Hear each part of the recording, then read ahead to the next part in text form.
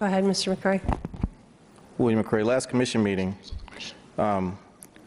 Commissioner James said that state laws should not be followed by the city, that he commended you for upholding this body's right not to listen to the state.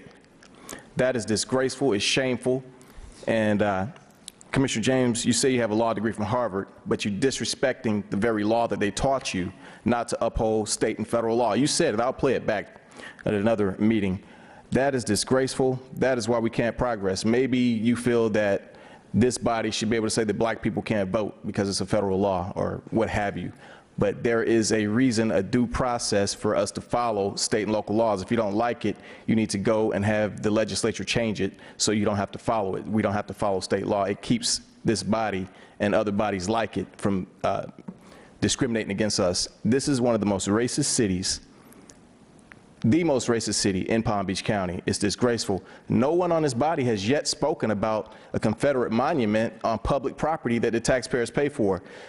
South Carolina, the seat of the Confederacy, did away with their flag, and you don't have the courage to do away with a Confederate monument on a graveyard that pays for our, that's paid for by the taxpayer. It is disgraceful and it is shameful, and that's why black people can't get ahead or do anything, because when people like you get elected, you don't do anything, you don't stand up for us, and it's a slave mentality that you won't help or say anything that may upset someone else. It is disgraceful, it is shameful. And this city is just like Ferguson.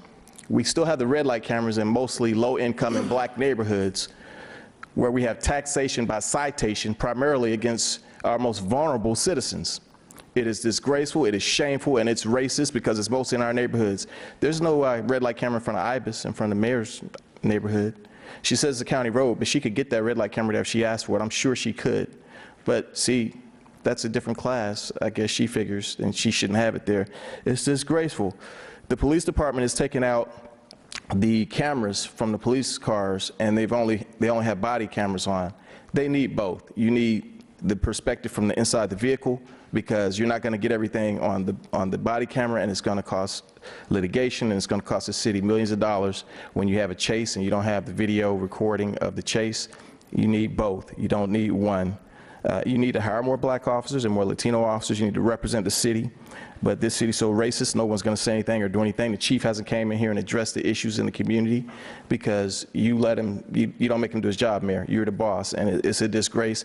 But when blacks are dying, or we're getting taxed by red light cameras, you're not going to open your mouth. You're not going to say anything because it's affecting black people. Maybe one day we'll get a mayor who will speak out against our issues. Thank you. Okay.